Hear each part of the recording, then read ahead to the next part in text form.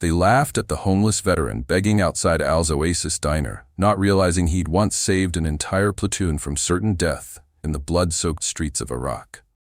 Marcus hunched against the November wind, his weathered cardboard sign propped against the brick wall. Veteran. Anything helps.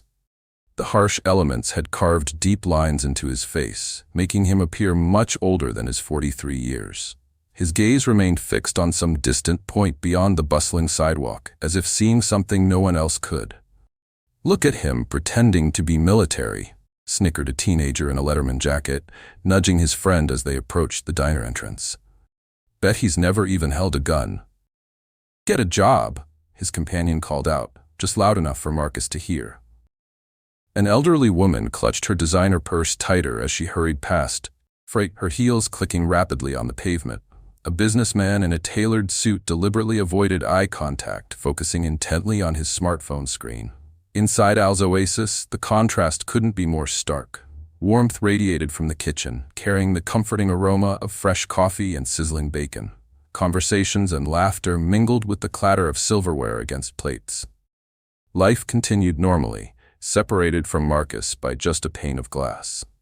"Armin, Al," Rostamian wiped down the counter, his eyes drifting toward the window.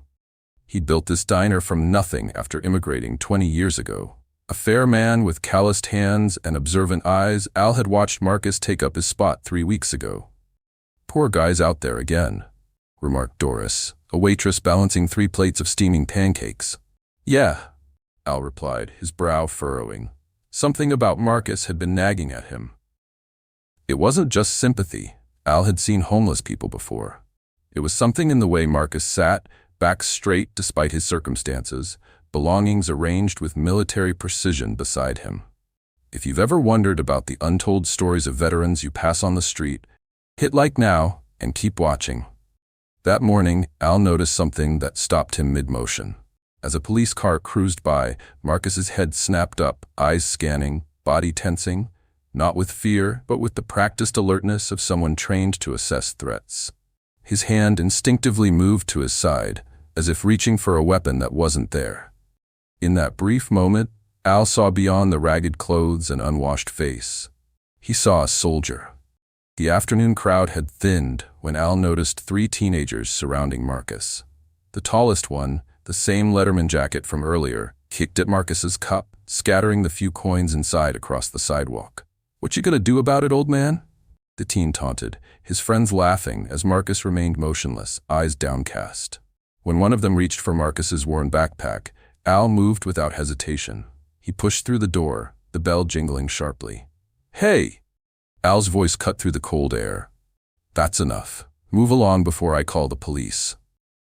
The teenagers exchanged glances, weighing their options against the stocky diner owner's stern expression.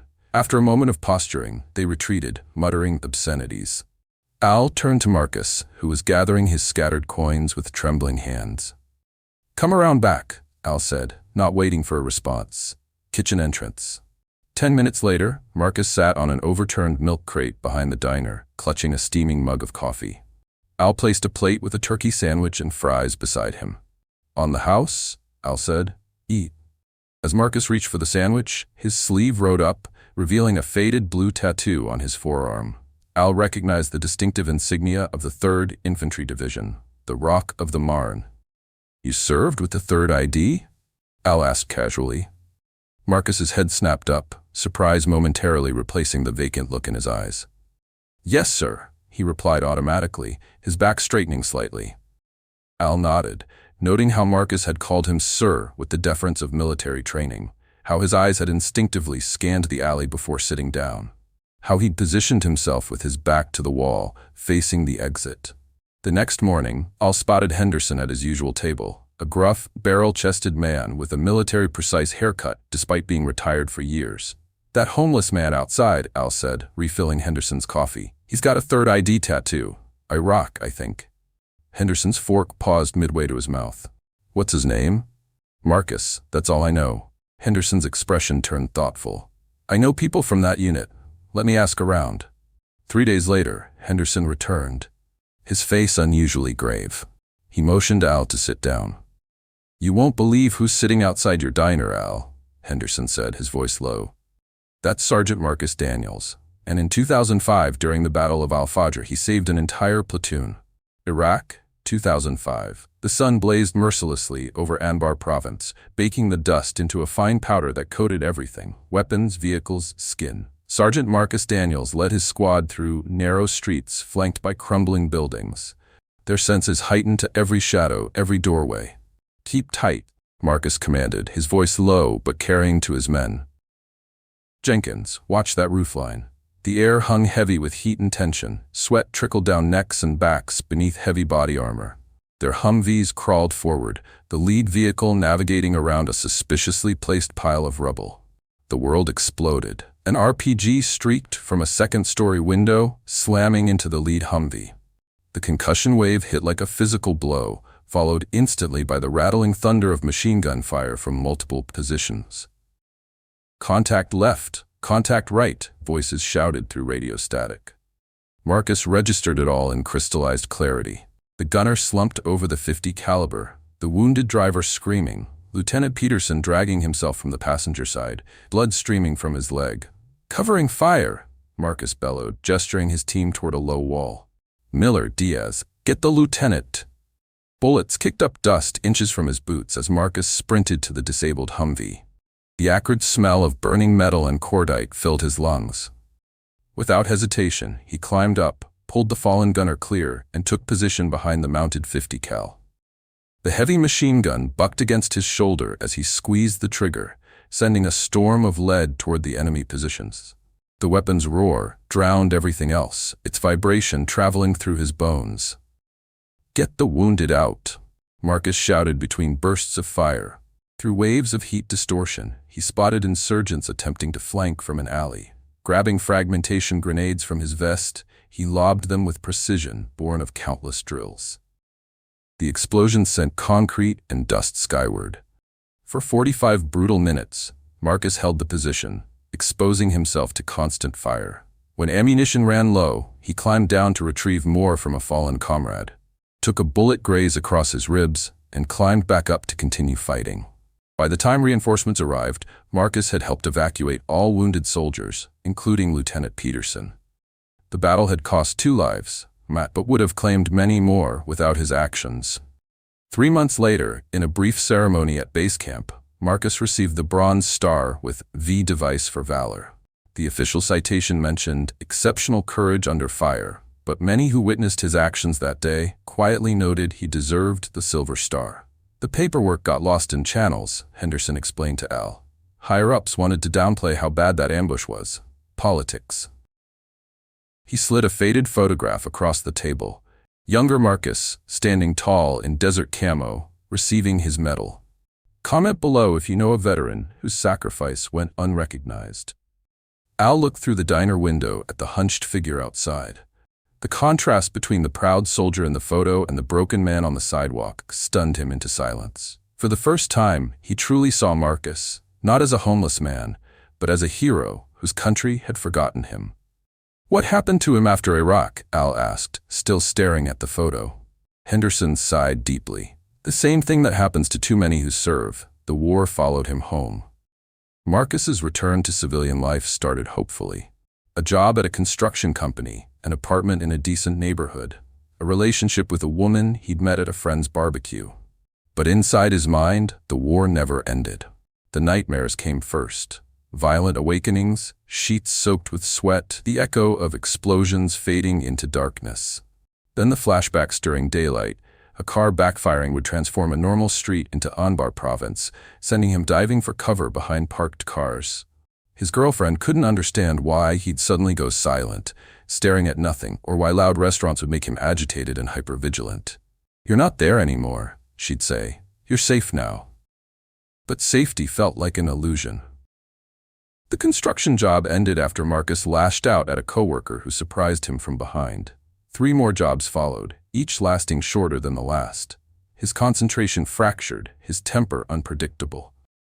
"I can't sleep, I can't think straight," Marcus told the VA doctor, who prescribed medications but had no openings for therapy for 6 months. The pills dulled everything, pain, joy, leaving him hollow-eyed and distant.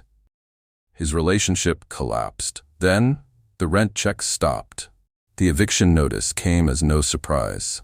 "I'll figure something out," Marcus told his worried mother on the phone, not mentioning he'd already been sleeping in his car for 2 weeks. When the car was repossessed, he crashed on friends' couches until the invitations dwindled.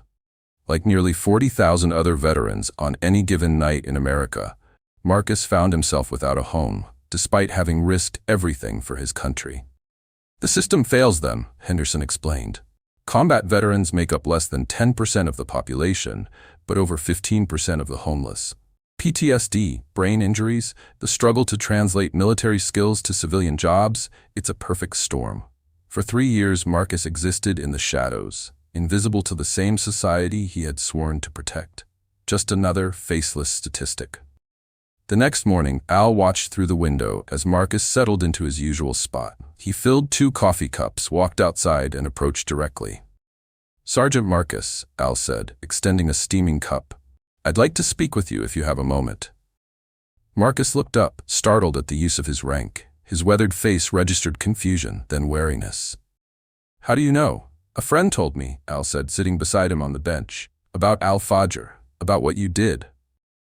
For a moment, Marcus's eyes cleared, a flash of the soldier he once was surfacing before clouding over again. He accepted the coffee without comment. Inside the diner, Al moved from table to table during the lunch rush. He spoke quietly, sharing what he'd learned about the man outside. No grand announcements, just simple facts delivered in a low, respectful tone. "The homeless man outside? He's Sergeant Marcus Daniels. In Iraq, he manned a .50 cal during an ambush after his gunner was hit. Saved his entire platoon."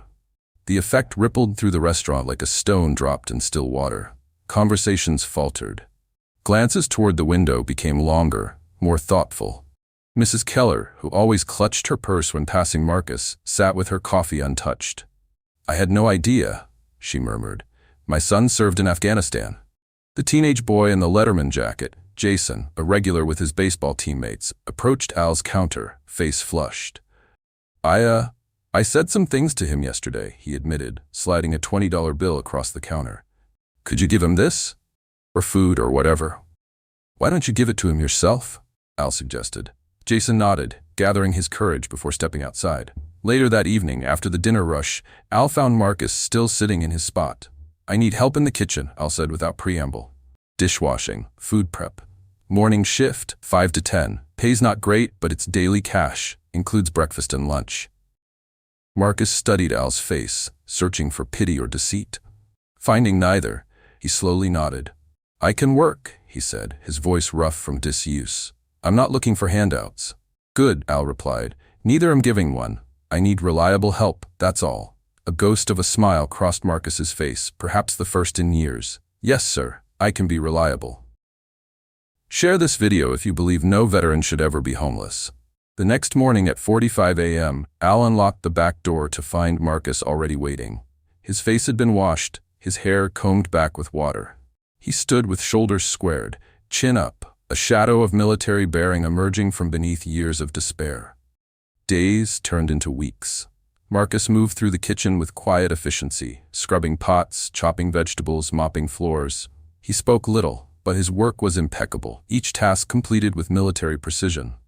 "He's the best dishwasher I've ever had," Doris told a regular. "You could eat off those floors." Al noticed other changes too. Marcus had used his first week's pay to buy a second-hand coat and new socks. He'd found a shelter where he could shower daily. Small steps, but significant. One morning, Al placed a business card beside Marcus's coffee cup. "Friend of Henderson's," Al explained. "Works with the VA Homeless Outreach Program. They have housing vouchers specifically for combat veterans. Might help you get back on your feet." Marcus stared at the card for a long moment before pocketing it. "Thanks."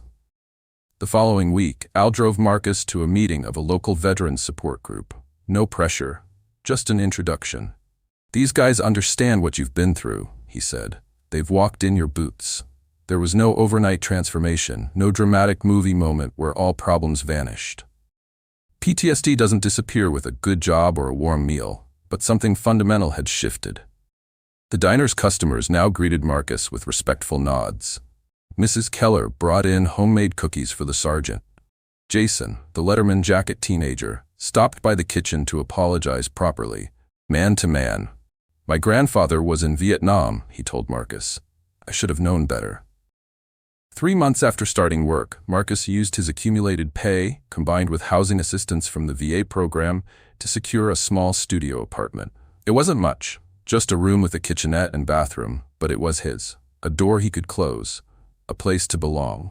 Recovery isn't linear, the VA counselor explained to Al. There will be good days and bad, but dignity and purpose are powerful medicine.